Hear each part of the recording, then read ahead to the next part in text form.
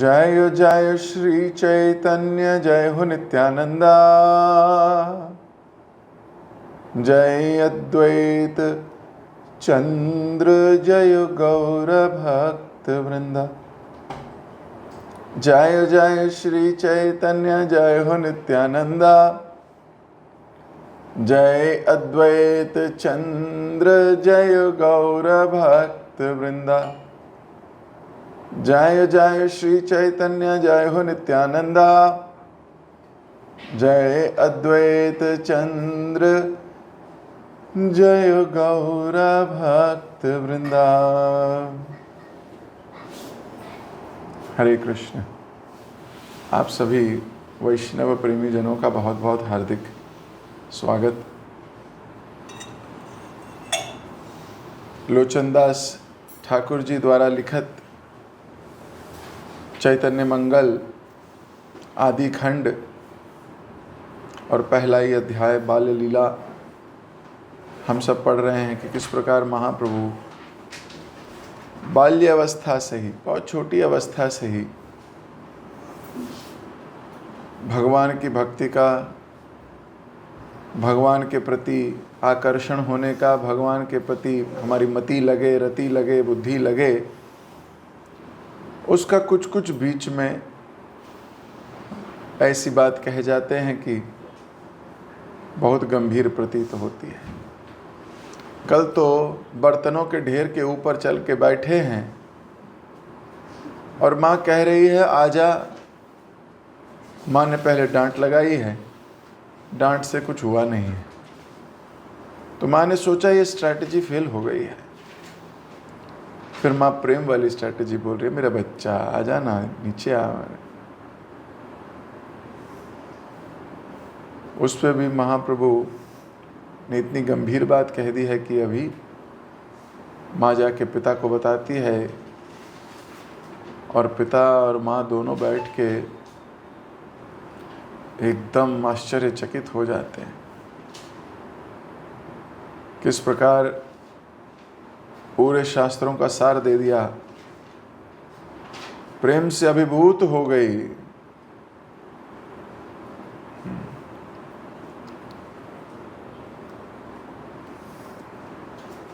तो पिता और माता दोनों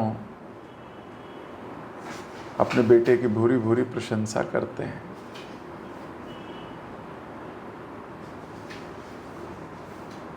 जगन्नाथ मिश्र कहते हैं कि ये तो मैं तो इसके बिना अब जी नहीं पाऊंगा।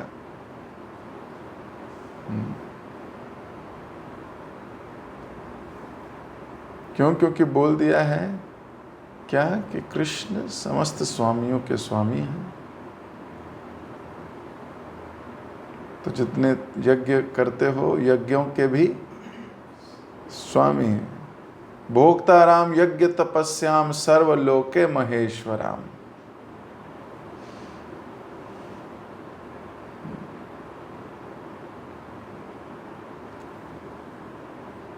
तो ये सब लीलाएं महाप्रभु कर रहे हैं।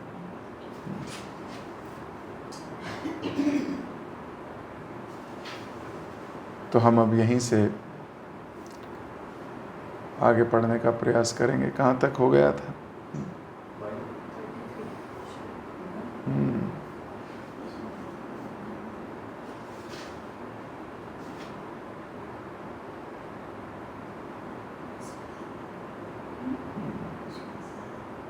तो मैं आपको दिखा रहा हूँ स्क्रीन पे।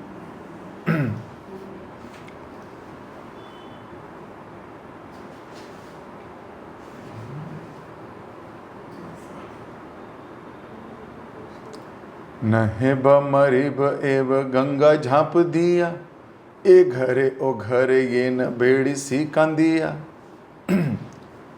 तो माँ कह रही है यदि तुम आकर मेरा आलिंगन नहीं करोगे तो मैं मर जाऊंगी, गंगा नदी में कूद कर डूब जाऊंगी। घर में अकेले रहना, रोते चिल्लाते एक कक्ष से दूसरे कक्ष में घूमते रहना। कशित ए दशवाण सुवर्ण तनु, एहन सुंदर गाय काली माख केनु। तुम्हारा शरीर विशुद्ध स्वर्ण के समान है, तुम अपनी सुंदर देह पर राख क्यों मलते हो?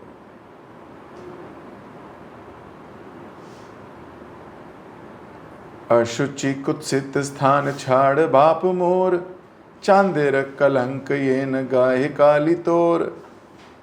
मेरे प्रिय पुत्र, कृपया इस भयानक गंदे स्थान को छोड़ दो। तुम्हारे शरीर पर लिपटी राख चंद्रमा पर लगे दाग के समान है। शुनिया ऋषिल वशवंभर गुण राशि, बारे बारे कहो तारे तबु ना बुझासी। ये वचन सुनकर भगवान विश्वंभर क्रोधित हो गए। वे बारंबार यही कहते, तुम नहीं समझती। अशुचि अशुचि करी बोली से कुबोल, की शुचि अशुचि आगे विचारह मोर। जब तुम स्वच्छ और अस्वच्छ शब्द बोलती हो तब तुम बुद्धिमता की बात नहीं कर रही हो। स्वच्छ क्या है और अस्वच्छ क्या है, मेरे प्रश्नों को समझने का प्रयत्न करो। इह बलि सन्मुख इष्ट काला इलहाते, इष्ट का प्रहार कैल जननी रमाथे। ये वचन बोलने के पश्चात भगवान गौर ने अपने हाथ में ईंट का एक टुकड़ा उठाया और उस ईंट से अपनी माता के सर पर आघात किया। प्रहारे कपट मूर्छा पाइला शची रानी, माँ माँ बलि अपुन कंदा है आपानी। उस प्रहार से शची माता ने बेहोश होने का अभिनय किया। माँ माँ चिल्लाते हुए भगवान गौर रोने लगे। कांदनार बोल शून्य पुराणी ऋगण, निकटे ये छिल धाया आयल तखन। भगवान का रोना सुनकर गांव की स्त्रियां दौड़ती हुई आ गईं। गंगा जल मुख्य दिया सचेतन कैल, संज्ञा मात विश्वंभर बालिया डाकेल। उन्होंने शची माता के चेहरे पर गंगा जल छिड़का। शची माता पुनः होश में आ गईं। जैसी होश में आई तो वो चिल्लाकर पुकारी, विश्वंभर। बहुपासरी शची पुत्र को लेकैल, मूर्छित होया पूर्व ज्ञान पासिरल। अपने पुत्र को अपनी बाहों में लेकर शची माता पुनः अचेत हो गई। कांदये से विश्वंभर जननी देखिया, ताही एक दिव्य नारी कहल हसिया। अपनी माता को देखकर विश्वंभर रोने लगे। फिर एक मुस्कुराती हुई तेजस्वी स्त्री उनसे बोली, चिबुके धरिया विश्वंभर बलिवाणी, नारिकेल फल दुई माए देह आनी। विश्वंभर की ठोडी का स्पर्श करके उससे बोली, अपनी माता के लिए 2 नारियल ले आओ। तब से जइया सच ए तोर माता, न है बा मरिल ए शून मोर का था। मेरी बात सुनो, तभी तुम उन्हें पुनः जीवित कर पाओगे। यदि तुम ऐसा नहीं करोगे तो वे मर जाएगी। तो वो स्त्री कह रही है, तो जाके नारियल तो ले आओ, नारियल लाओ, तुम्हारी मम्मी बच जाएगी। ए हशुनि विश्वंभर हरिश होइला, तखिन योगल नारी के न आनी दिला। ये सुनकर भगवान विश्वंभर प्रसन्न हो गए तथा एक ही क्षण में वे 2 नारियल लेकर वापस लौट आए। तत्काल गलित वृंद स्निग्ध सोनवाण, नारिकेल युगलानी दिल मायर स्थान। एक ही पल में उन्होंने स्नेहपूर्वक अपनी माता को 2 नारियल दे दिए। देखिए से नारी गण विस्मय होइला, पक ए खान शिशु नारिकेल कौथा पाइला। यह देखकर स्त्रियां आश्चर्यचकित रह गईं कि एक ही क्षण में ये लड़का 2 नारियल कहां से ले आया। तही एक दिव्य बेलासीनी नारी आछे, लहु लहु बोले गौर चांद की छुपोछे। तब एक अत्यंत तेजस्वी व लालित्यपूर्ण मनोहरी स्त्री ने धीमे से सौम्यता से भगवान विश्वंभर से पूछा, शिशु होया नारिकेल कोथा पाइले तुमी, तो मारा चरित्र की छु भुजाया छियामी। बच्चे, तुम नारियल कहाँ से ले आए? तुम्हारी गतिविधियों से मुझे तुम्हारे वास्तविक स्वभाव के विषय में थोड़ी सी जानकारी मिल रही है। एछन सुनिया वाणी विश्वंभर राय, हुंकार करी धारे मायर गलाए। ये कथन सुनकर भगवान विश्वंभर रोने लगे। अपनी माता के गले लग गए। सचेतन हो या सच्ची पुत्र कैले कोले, लाख लाख चुंब दिल बदन कमाले। होश में आ जाने के पश्चात सची माता ने अपने पुत्र का आलिंगन किया तथा उसके मुख कमल को लाखों करोड़ों बार चूमा। बयान मुछिल अंग वस न चले, श्री अंग मार्जन कैल सुर नदी जले। उन्होंने अपने वस्त्र के छोर से उसके मुख एवं अंगों को पहुंचा और फिर उसके शरीर का गंगा जल से स्नान कराया। स्नान कराइल गंगा जल अभिषेके, अंतर विस्मय पुत्र बदन निरेखे। स्नान किया के उपरांत सची माता ने गंगा जल से उनका अभिषेक किया। आश्चर्यचकित होकर वे अपने पुत्र के मुखार बिंद को एकटक देखती रही। समुद्र गंभीर कोटि दिन कर छटा, कोटि निशा कर तेज नख कूड़ी गोटा।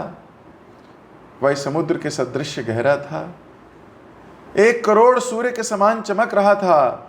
उसके हाथों की 10 उंगलियां, पांवों के 10 नाखून रात्रि में प्रकाश से चमकते 1 करोड़ चंद्रमाओं से भी अधिक तेजोयमान थे। कोटि काम जनि कोटि काम जीनी, रूप सुललित तनु, रंगिम भंगिम आखि भीरु काम धनु। उनका मनोरम व लालित्यपूर्ण रूप 1 करोड़ कामदेवों को भी परास्त कर रहा था।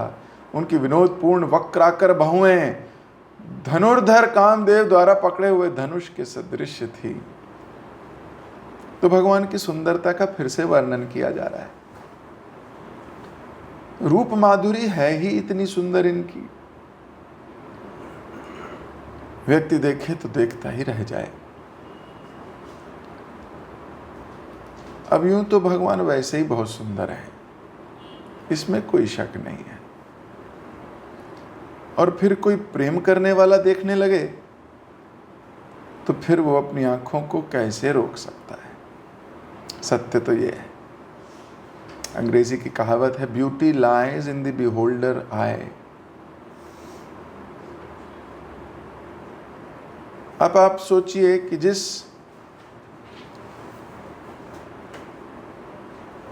कॉकरोच से पूरा संसार के अधिकतम लोग डरते हैं या चींची करके भागते हैं, सच्ची बात है, लेकिन वहीं जब ही कॉकरोच शी कॉकरोच को देखता है तो भागता है क्या? हो सकता है उसे प्यार होता हो। हमारे लिए भयंकर जीव हैं वो।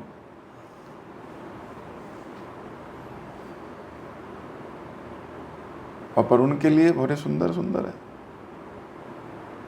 तो ब्यूटी लाइन भी होल्डर है, ये तो सच है।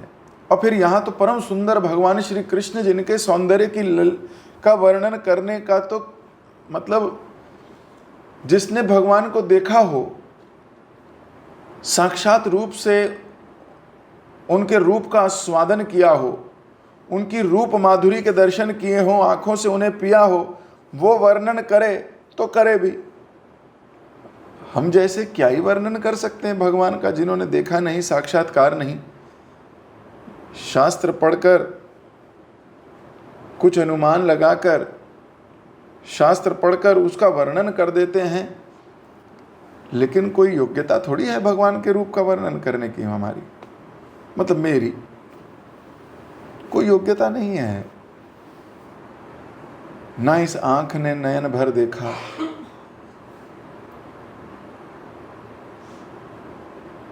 वो वर्णन करे तो सोचो क्या वर्णन करे।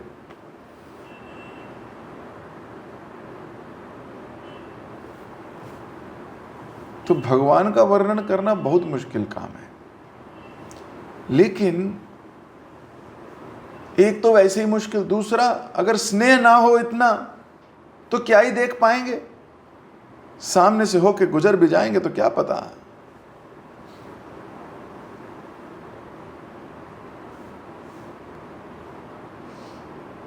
वैसे भी संसार में लोगों को ऊंचे पकवान की बड़ी है, उनको लगता है नहीं हुआ, top most thing I need.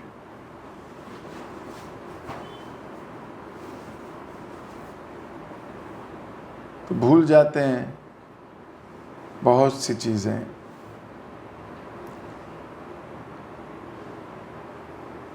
और फिर भगवान का वर्णन कैसे किया जाए? जब प्रेम ही ना हो तो कैसे वर्णन हो? अभी तो व्यक्ति प्यार की तलाश में इधर उधर भागता रहता है। इनफैक्ट प्यार की तलाश में नहीं भागता, इंपॉर्टेंस की तलाश में भागता है।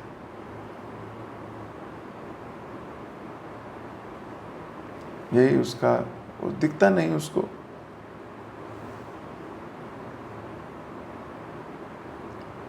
जब व्यक्ति कोई सुपरस्टार मान लो कोई मिल जाए तो क्या करता है? जाके फोटो खिंचवाता है उसके साथ।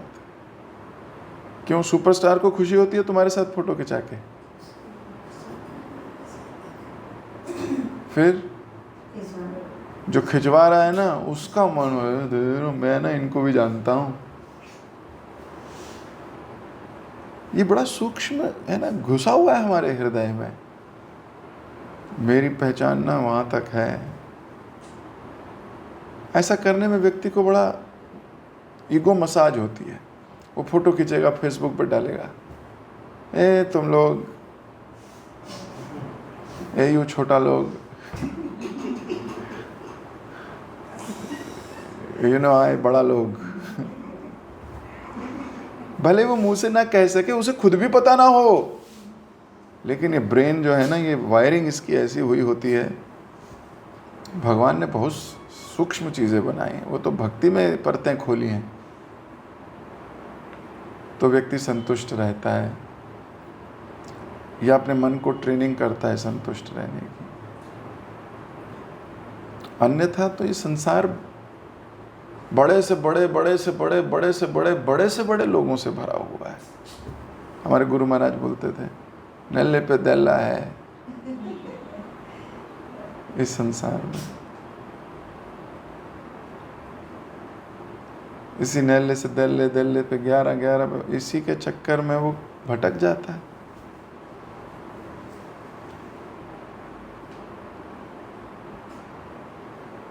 और भगवान की रूप माधुरी अगर वैसे तो देखा नहीं, पर अगर दिख जाए तो समझा नहीं।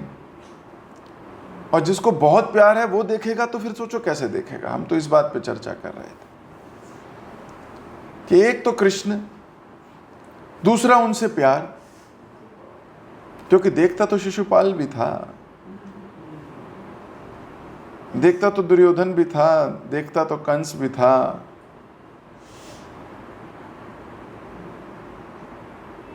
एक तो कृष्ण और दूसरा उनसे प्यार बहुत। तो फिर तो सोचो ना क्या हाल हो रहा होगा। तो वही हो रहा है यहाँ। एक तो गौरांग महाप्रभु जो कि कृष्ण ही नहीं, राधा कृष्ण है। अब एक हो तो समझ में आए, ये तो दोनों हैं। श्री कृष्ण चैतन्य, राधा कृष्ण नहीं अन्य। तो इनकी रूप माधुरी तो सोच ही नहीं सकते आप कितनी भर गई होगी, बढ़ गई होगी। सच्ची बात है।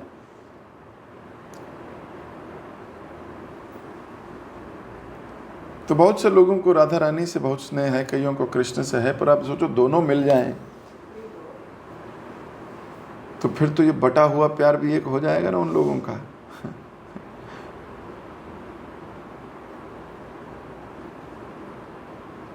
और एक तो महाप्रभु हैं इतने सुंदर, ऊपर से प्यार बहुत करती है माँ। तो फिर सोचो 2 मिनट के लिए क्या हाल हो रहा होगा। तो जैसे मैं कह रहा था कि ब्यूटी लाइज इन बिहोल्डर्स आई। तो जो प्यार करता है आप उसकी आंख से देखोगे, आपको कुछ और ही दिखेगा। और जो घृणा करता है उसकी आंख से देखोगे तो फिर देखो क्या दिखेगा।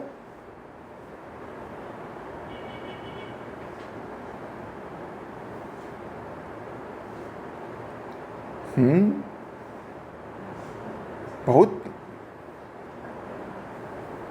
ये संसार अब हम किस तरफ वाले हैं, ये हमें विचार करना चाहिए।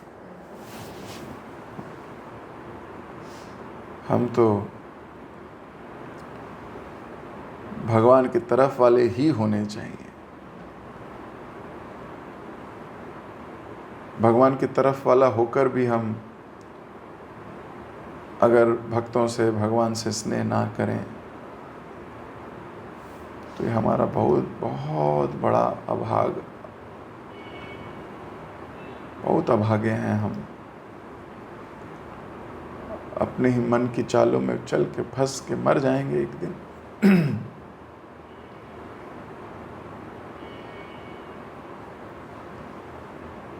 तो इधर सची माता अपने पुत्र जिसे वो बहुत प्रेम कर रही है, वो तो स्वयं भगवान है, उनको देख के एकदम मंत्रमुग्ध हो रही है। सर्वलोकनाथ से अवनि पर काश, देखी अजननी पायल अंतरे तरास।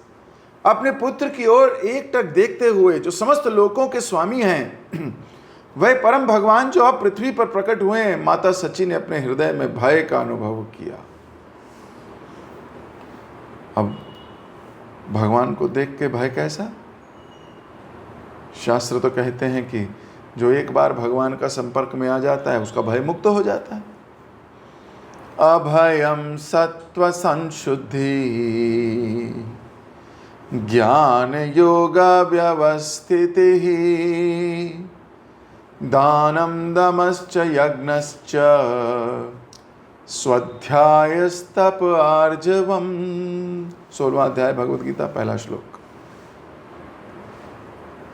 अभयम, वो तो भय से मुक्त हो जाता है। ये मां तो डरी हुई है, ऐसा क्यों? अपने बेटे को गोद में लेके बार बार चुंबन कर रही है, एक टक निहार रही है, देख रही है। देखते ही इतनी प्रसन्नता हो रही है, क्यों? क्योंकि संपूर्ण लोकों के स्वामी इतने सुंदर नाथ जो बड़े होते हुआ करते थे भी बालक के रूप में है। वैसे भी छोटी छोटी चीजें बड़ी सुंदर लगती हैं, है ना? Miniatures look very beautiful. और फिर भगवान इतने छोटे रूप में उनके सामने बैठे हैं, तो कितने सुंदर लग रहे हैं। लेकिन माता अभी डर रही है। अब क्यों डर रही है? लोचनदास ठाकुर आगे लिख रहे हैं। पूरब रहस्य गर्भ धारिणेर काले, देखिल देवता चारि पाश स्तुतिकारे। उन्होंने उस रहस्य का स्मरण किया कि कैसे जब वे गर्भवती थी तो अनेक देवी देवताओं को अपने अपने विमान वहां आया करते थे। और यत बालक चरित ये कैल, तखन सकल से स्मरण होएल। तत्पश्चात उन्होंने अपने पुत्र के अन्य कार्यकलापों का स्मरण होआया। निश्चय जानिल ज्योतिर्मय सनातन, निर्लेप निर्विकार निरंजन नारायण। सर्वमय सर्वशक्तिधर आत्माराम, योगेंद्र गणेन इहो ध्यान अनुपम।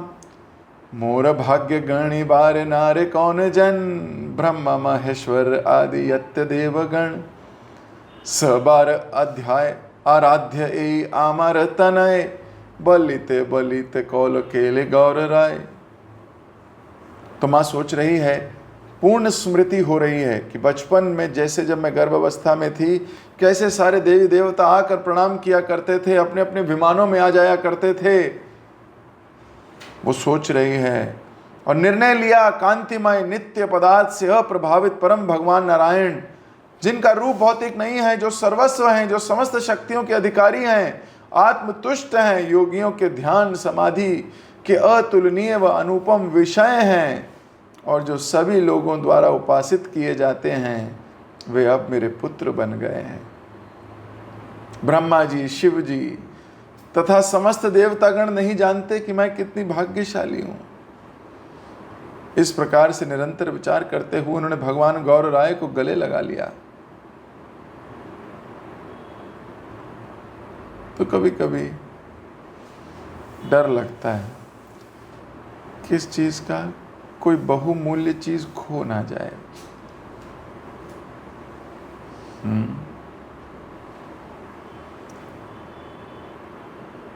जो हमारे पास सबसे कीमती चीज है वो खो ना जाए, तो क्या करते हो? लॉकर में रखते हो, तिजोरी में रखते हो। घर पे अपने पे विश्वास नहीं है तो बैंक पे जाके रखते हो, बैंक की तिजोरी में रखते हो। घर से खो सकती है, बहुमूल्य चीज है, उसको खोने का डर होता है। और जिसने प्रेम नहीं किया वो इसे कभी नहीं समझ सकता। और जिसने भौतिक चीजों से प्रेम किया वो भी समझ सकता है। तो किसी न किसी से तो प्यार किया ही होगा आप लोगों ने, अपनी गाड़ी से, अपने घर से, अपने सोफे से,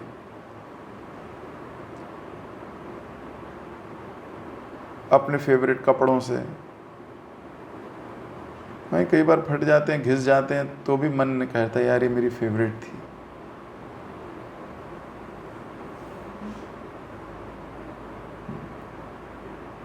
क्यों फेवरेट थी? क्योंकि शीशे में देख के लगता था मैं इसमें सबसे सुंदर लगता हूं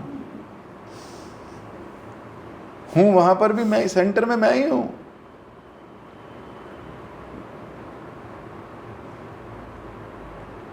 लेकिन अपनी प्यारी चीज को खोने का डर होता है।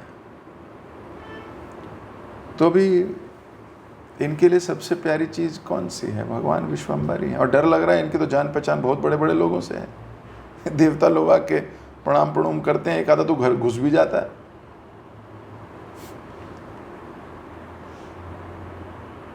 मेरा तो छोटा सा पुत्र है,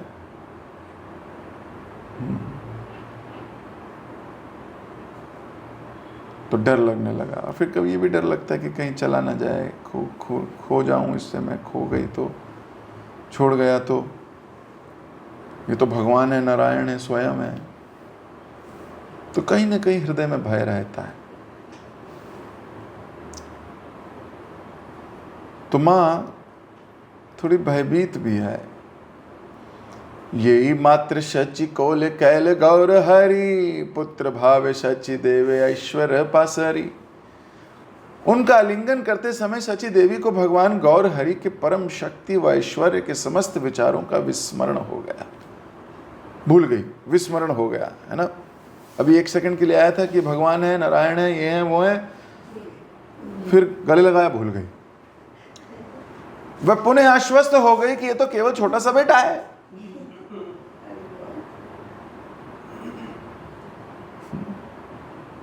तो बोले ये तो मेरा बच्चा है, ऐसा नहीं है, नारायण होगा होगा थॉट था, वो गायब हो गया। भगवान की शक्तियां बड़ी जबरदस्त हैं। अभी वही शक्तियां स्मरण करा रही थी कि यही भगवान है। उन्हीं शक्तियों ने ये विस्मरण भी करा दिया है। भगवान गीता में कहते हैं कि मैं ही स्मरण कराता हूं और मैं ही विस्मरण भी कराता हूं। मत्त स्मृतिर्ज्ञानम अपोहनम च, मैं ही कराता हूं।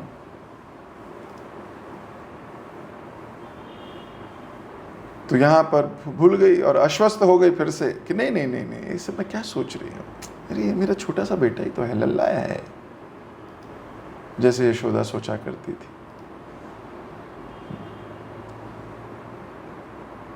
घर ते आईला सचि विस्मय होइया, कौन देव आविर्भाव होले पुत्र दिया। आश्चर्यचकित होती हुई शची माता घर वापस लौट आई। कौन सा देवता मेरे पुत्र के अंदर प्रविष्ट कर गया है? इस प्रकार से वे चिंतित हो गई। अपने पुत्र की रक्षा हेतु उन्होंने उसके शरीर पर अपना हाथ रख लिया और उच्चारण करने लगी, हे भगवान जनार्दन, हे भगवान ऋषिकेश, भगवान गोविंद, शीर तोर रक्षा करु चक्र सुदर्शन, चक्षु नासिका मुख राखु नारायण। सुदर्शन चक्र तुम्हारे शरीर की रक्षा करे, भगवान नारायण तुम्हारे नेत्रों की, नाक की तथा मुख की रक्षा करें। वक्ष तोर रक्षा करु देव गदाधर, भुज तोर रक्षा करु देव गिरिधर। भगवान गदाधर तुम्हारे वक्ष स्थल की रक्षा करें, भगवान गिरधारी तुम्हारी भुजाओं की रक्षा करें। उदर रक्षण तोर करु दामोदर, नाभिदेश रक्षा करु नरसिंह। भगवान दामोदर तुम्हारे उदर की रक्षा करें, नरसिंह भगवान तुम्हारी नाभि की रक्षा करें। जानु दुट्टी रक्षा करु देवती विक्रम, रक्षा करु धराधर तोर दुचरण। भगवान त्रिविक्रम तुम्हारे दोनों घुटनों की रक्षा करें तथा भगवान धराधर तुम्हारे दोनों पांवों की रक्षा करें।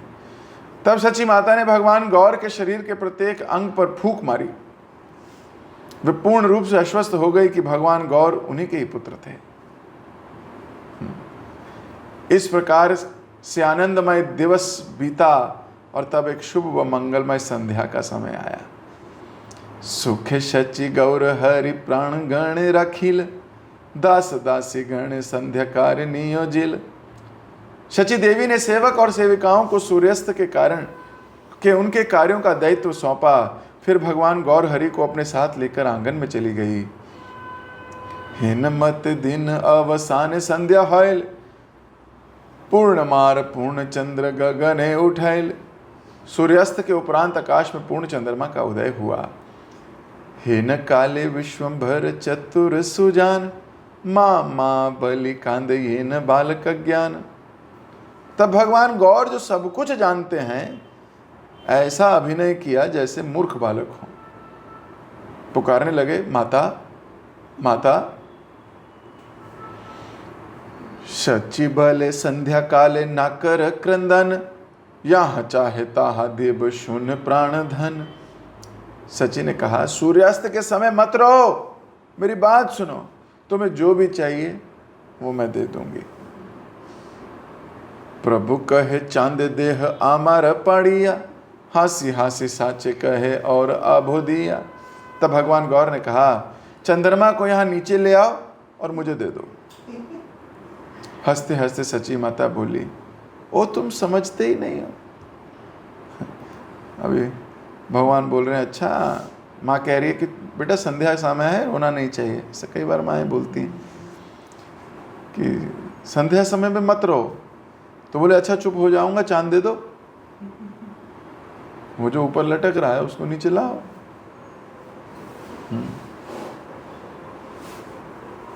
सोचिए, चांद ही मांग रहे हैं।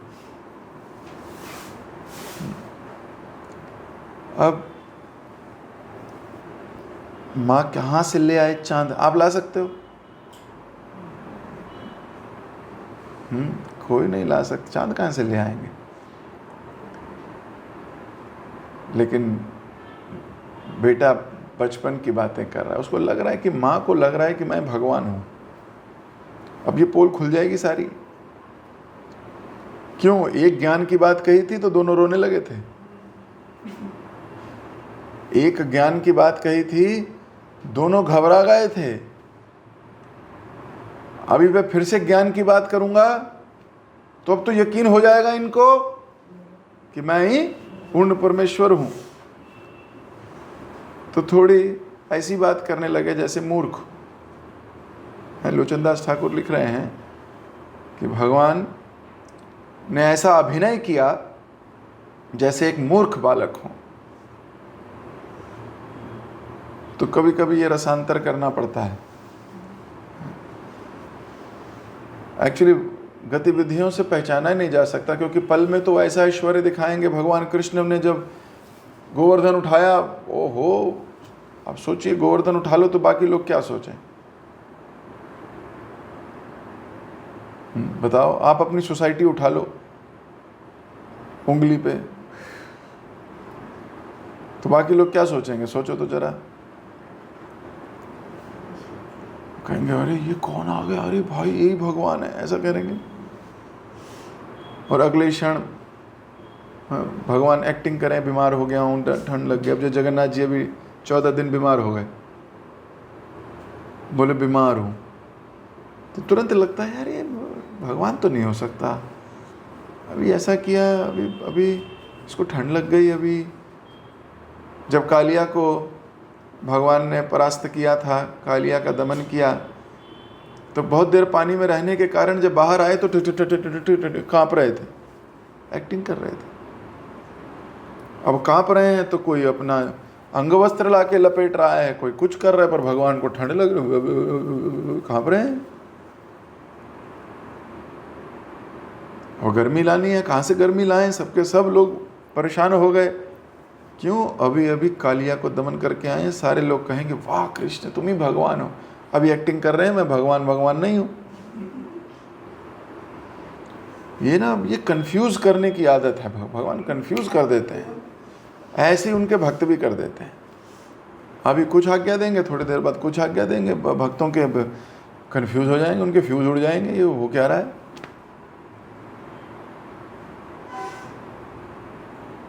तो जिस स्थान पर भगवान ने ये लीला की तो वहाँ उसे द्वादश आदित्य टीला कहते हैं ना। तो द्वादश मतलब 12, आदित्य मतलब सूर्य। तो 12 सूर्य उदय हो गए थे उस वक्त भगवान को गर्मी देने के लिए, कि कृष्ण को ठंड लग रही है, तो पूरे ब्रह्मांडों के अनेकों अनेक सूर्य प्रकट हो गए उधर, ताकि कृष्ण को थोड़ी गर्मी मिले। तो भगवान का जब पसीना निकला, प्रकाशानंद घाट बना वहाँ भगवान के पसीने से।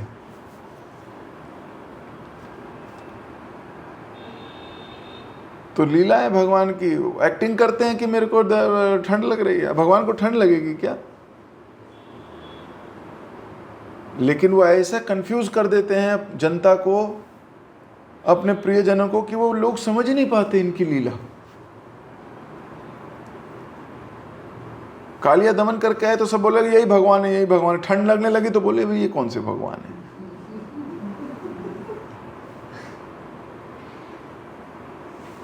अब मिट्टी खाई तो मुंह में पूरा का पूरा ब्रह्मांड दिखा दिया। और सोचने लगे कि भैया ये तो भगवान है, मुंह में सारा ब्रह्मांड है। थोड़ी देर में रोने लगे, बोले भगवान होते तो रोते क्यों।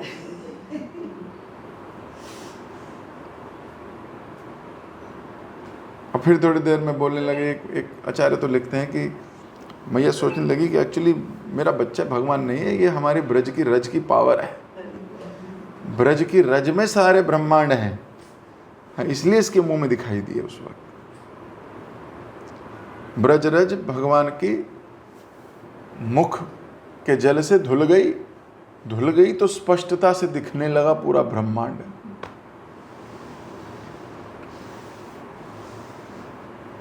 तो ये तो भगवान की भव्यता है। और भगवान तुरंत अपने आप को योग शक्ति से फिर ढक लेते हैं, फिर अभिनय करते हैं मैं मूर्ख हूं। एक तरफ पूरा ज्ञान देंगे, उसकी दूसरी तरफ बोलेंगे मम्मी आप ही बताओ। तो आदमी सोचता है ये क्या, मतलब ये ऐसा क्यों बोल रहे हैं। ये उनकी करुणा है, यही उनका प्रेम है। नहीं तो हम ऐश्वर्य से मिश्रित हो जाएंगे, और ऐश्वर्य के प्रति आकर्षित हो गए तो ऐश्वर्य मिश्रित भक्ति तो भगवान को पसंद नहीं है। प्रेम मिश्रित भक्ति पसंद है, ऐश्वर्य मिश्रित नहीं।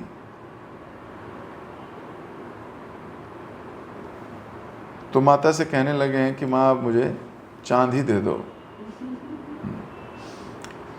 धिक धिक ए पुत्र होइला मोर घरे, चांद की आकाशे रख हो धरी बारे पारे।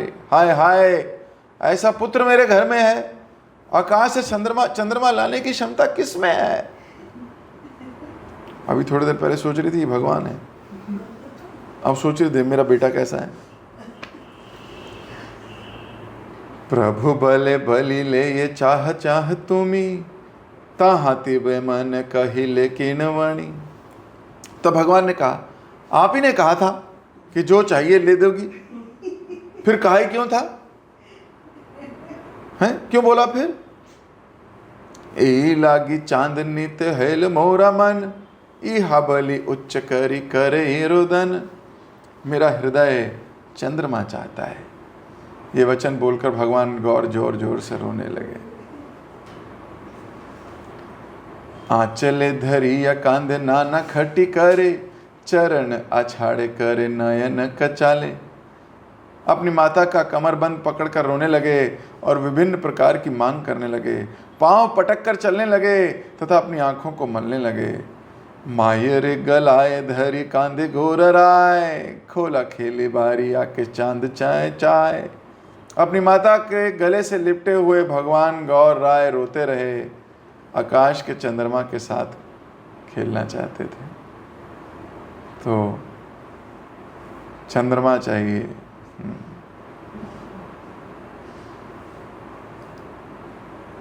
तो ऐसे होते हैं ना बच्चे, कुछ चाहिए उनको, नहीं मिलता तो ज़मीन पर लेट जाते हैं। अभी यही कर रहे हैं अभी देखना, ज़मीन पे लेटेंगे, लोटेंगे, रोएंगे, बाल खींचेंगे माँ के। चाहिए तो चाहिए, चाहिए तो चाहिए। तो माँ को अब की सिचुएशन को बड़े अच्छे से हैंडल करना पड़ेगा, क्योंकि अगर भगवान अपनी बात पे अड़ गए तो फिर तो अड़ गए, फिर तो चांद को नीचे आना ही पड़ेगा। ये हमारी तरह थोड़ी है कि हम चांद मांगे और चांद को नीचे आना पड़े, हो ही नहीं सकता। पर वो तो गौर हरि हैं।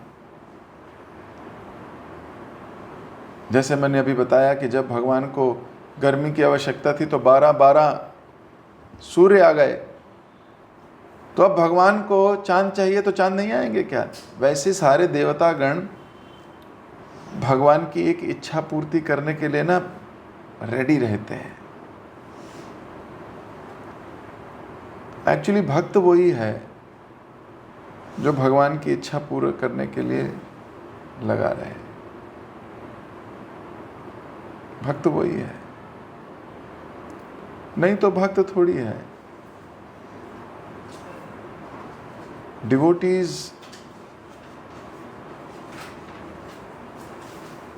जब सुनते हैं, श्रवण करते हैं, तो भगवान की सेवा करने के लिए पागल हो जाते हैं।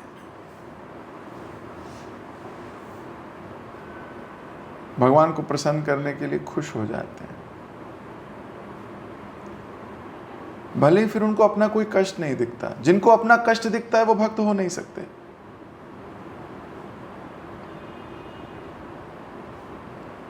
शुद्ध भक्त नहीं हो सकते जिनको अपना कष्ट दिखता है। भक्त तो वो है जिसको अपना कोई कष्ट ही नहीं दिखता, उसको तो बस भगवान की प्रसन्नता दिखती है। तो इन्हीं शब्दों के साथ अभी मैं विराम ले रहा हूं। भगवान ने चांद मांग लिया है, देखते हैं कल मां देगी कि नहीं देगी। और क्या पता चांद स्वयं ही आ जाए, इसको भी कल चर्चा करेंगे। जगत गुरु श्रील प्रभुपाद की जय, श्री चैतन्य मंगल की जय। हरे कृष्ण। किसी का कोई प्रश्न है? कई बार इतनी शुद्ध बातें सुन के लगता है अभी दिल्ली बहुत दूर है, और कई बार प्रोसेस पे डाउट हो जाता है, और कई बार ऐसा लगता है यार इतनी शुद्ध बात नहीं सुननी, क्यों? अपने से घृणा होने लगती है, और मन अपने से घृणा करने नहीं देता। इंस्पिरेशन लेने की बजाय डिप्रेशन लेता है ऐसा नहीं सोचना कभी, हर वक्त प्रयास करना है। थोड़ी थोड़ी प्रगति भी भगवान की ओर बहुत आगे ले जाती है। बहुत बड़ी प्रगति करने की आवश्यकता नहीं है, थोड़ी थोड़ी करनी है, थोड़ी थोड़ी। आज का चित्त कल के चित्त से बेटर होना चाहिए, बस बस। हरे कृष्ण। हरे कृष्णा प्रभु जी, धन्यवाद, प्रणाम। थैंक यू सो मच प्रभु जी, बहुत सुंदर क्लास के लिए। प्रभु जी, आज आपने स्टार्टिंग में महाप्रभु की इतना सुंदरता की जो वर्णन है उसके बारे में बताया। इसमें आपने ये बताया कि श्री कृष्ण चैतन्य राधा कृष्ण नहीं है। इसमें भगवान के रूप का वर्णन करना मुश्किल है। जिनका प्रेम दृष्टि होता है वो वही कर सकते हैं उनका वर्णन, और दोस्त दृष्टि को कहाँ ये सब दिखेगा। तो इसमें आपने यही बताया कि हमारे पास कौन सा दृष्टि है, प्रेम दृष्टि है या दोस्त की दृष्टि है। और आपने ये बताया कि सबसे कीमती चीज जो होता है या बहुमूल्य चीज होता है, उसको खोने का डर सबको ही होता है, इसीलिए इसको सब संभाल के रखना है। कीमती चीज से वैसे प्रेम भी होता है सबको, कहीं वो खो ना जाए। जैसे यहाँ पे सच्ची माता को हो रहा है, वो महाप्रभु को बहुमूल्य संपत्ति है उनके लिए, तो इसलिए उनको डर लग रहा है। तो यहाँ पे भी हमारे लिए कौन सी चीज बहुमूल्य है, भौतिक चीज है या भगवान है।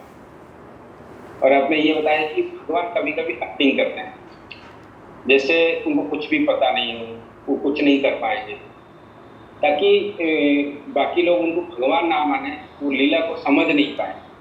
ये भगवान की एक्चुअली करुणा है, नहीं तो हम उनकी ऐश्वर्य की प्रति अट्रैक्ट हो जाएंगे। भगवान को तो प्रेम चाहिए, ऐश्वर्य मिश्रित भक्ति नहीं चाहिए उनको। और आपने लास्ट में ये बताया कि भक्त वही है जो भगवान की इच्छा पूरी करने के लिए हमेशा रेडी है। जिनको अपने कष्ट दिखता है उस सेवा में, तो फिर वो शुद्ध भक्त नहीं। हमें यही प्रयास करना है, हम भी शुद्ध भक्ति की तरफ अग्रसर हों, हमें भी कष्ट ना लगे उस सेवा। थैंक यू सो मच प्रभु जी, बहुत सुंदर क्लास ली। सभी भक्तों की धन्यवाद इतने प्रेम पूर्वक श्रवण करने के लिए। हम प्रभु जी का धन्यवाद करेंगे एक बार। Hare Krishna Maharaj. Hare Krishna Krishna Krishna Hare Hare, Hare Ram Ram Ram. Thank you so much प्रभु। हरे कृष्ण।